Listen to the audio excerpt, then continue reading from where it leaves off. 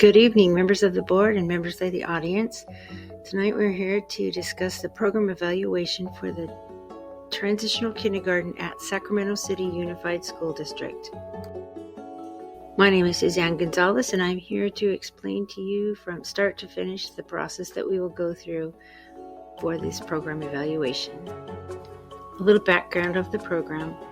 The Early Learning and Care Department joined Sac City Unified School District in 1974, though the TK department only began in 2022. The purpose of the TK program is to give children a chance to mature before entering the rigorous world of kindergarten. You might be thinking we need a plan. We plan to evaluate using the SIP model evaluation, which stands for Context, Inputs, Process, and Product. In the content area, we will assess the alignment of the TK program to the needs of the students and the standards set by the state and local agencies and identify contextual factors that influence the program's outcomes and effectiveness. We will also be evaluating relevance and appropriateness of the program's inputs. We want to know if we are supplying enough resources to support our staff in achieving our goals. We will also check the process we use to quickly and efficiently enroll new students, apply best practices, teaching strategies, and encourage student engagement. We will measure outcomes to determine if our goals are met, and we are sending students to kindergarten ready for a lifetime of learning. Perhaps you're wondering what the review timeline will look like. We started in September. We're in the planning phase right now. We have determined the 4 objectives that we will be using. We're in the process of creating the indicators. In October, we will start the data collection phase, and that will run all the way through January. Interviews with teachers, interviews with parents, interviews with administrators, a focus group with administrators. We'll be collecting student data. And then in February, we will begin the data analysis phase, which the research team will code and analyze the data. And then in March, they will bring that back to us, and we'll be returning to the board in March to share the findings of the program evaluation and share the conclusions that any conclusions that we might have. Our program evaluation has 4 overarching objectives. The first is curriculum alignment and effectiveness. The second is student progress and kindergarten preparedness. The third is parent engagement and cultural sensitivity. The fourth is program sustainability and expansion possibilities. The first objective deals with curriculum alignment and effectiveness. It reads, how is the curriculum aligned to federal, state, and local standards to allow for effective teaching and learning? We want to see how the curriculum aligns with federal, state, and local standards and how these standards connect to effective teaching and learning in our TK classrooms. Do they fit like pieces of a puzzle, or do they still need some refinement to make them fit? Second objective concerns itself with student progress and kindergarten preparedness. It reads, how are the children progressing in terms of literacy, numeracy, and social skills? Are they ready for kindergarten? Students are our priority at Sacramento City Unified, and we want to make sure we're building bright futures. This objective includes assessing progress in literacy, numeracy, and social skills, preparing them for kindergarten, and instilling a love of learning to last a lifetime. The next objective involves parent engagement and cultural diversity. It reads, how do teachers engage parents and diverse families in the TK program? We value our caregivers as important stakeholders in tomorrow's future. As such, we want to make sure that our parent component is making an impact on our family's needs. This objective also carries a diversity piece. We want to ensure we are not only meeting but also surpassing our diverse families' needs and educating our students to look beyond the TK playground and into the world of new cultures around us. The final objective addresses program sustainability and expansion. It reads, how sustainable is the TK program in terms of resources, funding, and community support? Using data from the previous objectives, we will ensure that all the boxes are checked in terms of resources, student progress, teacher efficacy, honoring diversity, and social skills preparedness. We want to determine if the TK program at Sac City is not only meeting its goals and objectives, but exceeding them, and the program is sustainable for years to come. There will be 4 types of data used in this program evaluation: interviews, surveys, focus group, and observations and documentation exploration. The plan for data collection includes quantitative and qualitative methods. First, we will use parent surveys to quantitatively determine parent satisfaction. Next, we will qualitatively interview teachers regarding their perceptions of how well the program is running. We will also have administrative focus group to qualitatively discuss how leadership roles have served the program, including barriers and successes.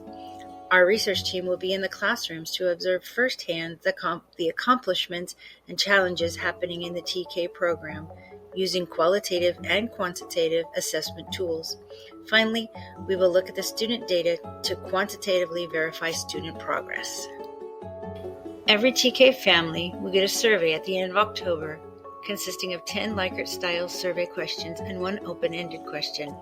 An example of the Likert-style question is, my culture has been honored and respected in my child's classroom, to which the parent may respond the degree to which they agree or disagree with the statement. The open-ended question simply asks, how has the TK program impacted your child's growth and development?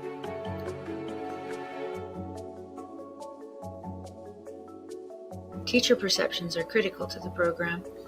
Teachers will be invited via email to meet with interviewers on Zoom. Starting on October 1st, all teachers will be assigned a number for confidentiality. Interviews will be approximately 30 minutes each and recorded using the Zoom platform for teacher convenience. Transcription will take place immediately following the interviews, and teachers will be sent the transcript for their approval. Once the transcripts have been approved, they will be sent to the research team for coding and analysis. A sample interview question could be, how do you prepare your students for kindergarten and instill a love of learning? The administrative focus group will consist of 5 administrators, including the Director of Early Learning and Care, the curriculum team leader, and the TK program supervisor, as well as 2 site principals.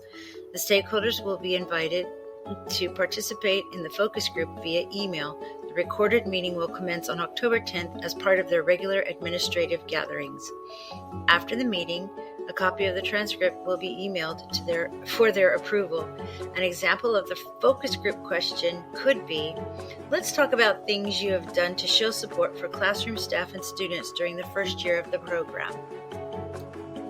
Classroom observations will occur twice.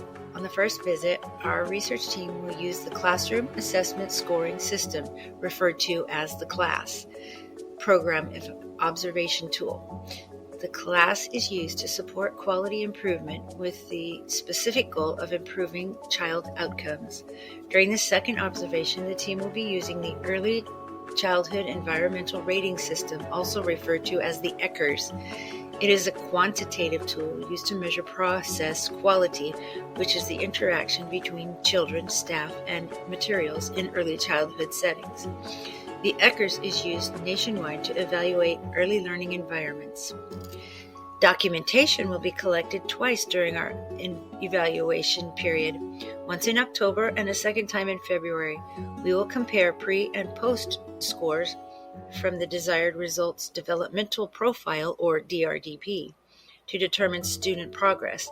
The DRDP measures student progress using 46 different indicators, such as student approaches to learning, alphabet knowledge, and fine motor skills. Qualitative data is used to gain rich understanding of a phenomenon. Once qualitative data is received from teacher interviews and the administrative focus group, our team will begin coding it. Coding is a process of identifying a passage of a transcript, then searching and identifying concepts and finding relationships between them. Or in other words, coding is attaching meaning to patterns of phrases from interview transcripts. Our researchers will be coding data 3 times to infer meaning. Quantitative data analysis gives us objective data that is measured using numbers and statistical formulas. We will be using quantitative data analysis to determine parent satisfaction and student progress. By using qualitative and quantitative data analysis, we are able to get a clear picture of how the program is running, and we will be better able to determine the program's effectiveness and sustainability. Stakeholders are an important part of the program evaluation. Students are the number one stakeholders and the center of our goals. Caregivers are parents and others who support the needs and interests of children. They are decision makers within the program. Teachers whose expertise is crucial to the program's success. Auxiliary staff includes aides, speech teachers, physical therapists, occupational therapists, social workers, nurses, cooks, registration clerks, custodians, and many others. Administration, including school and district administrators who oversee budgeting and policy making. Government agencies provide funding, guidelines, and regulations impacting program functioning. School organizations like PTO plan activities for students and raise money for school-wide functions. Community organizations provide complementary services. School board and board of educations create policy, among other things. Unions who advocate for teachers and students, and the list goes on. You may be asking yourself what it is all this data is telling us. We hope the evaluation results tell us that the classrooms are set up for multifaceted teaching and learning, with teachers who are sensitive to the needs of our diverse families, and with supplies that meet the needs of all children. We hope that we find our teachers and administrators are effectively communicating with all the stakeholders. We especially hope to find language skills being a priority in our classrooms. We hope the children are progressing well and are well prepared for kindergarten and life beyond. Our biggest hope, though, is that we have met all our goals and our program is successful and sustainable.